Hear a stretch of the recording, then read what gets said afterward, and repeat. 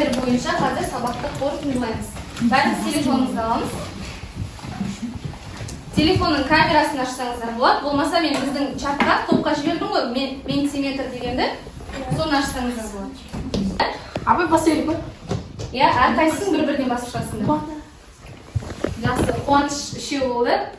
Тағы 5 болды. Бізде барлығы 17 оқушы.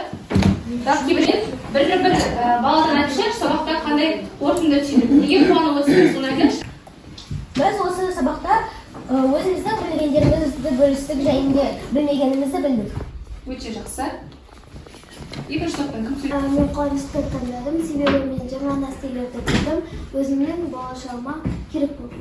Өте жақсы, рахмет. Үшінші топ? Кім сөйлейді? Мен бұл сабақта өте жақсы нәрселер үйрендім, және де бұлардың бәрі келер сабақтарда көмектеседі деп ойлаймын. Өте жақсы, рахмет. Сабақтың соңында барлығыңызды осы асық бойынша бағаладың топтардың белсенділігін өздеріңіз көріп тұрсыздар, иә?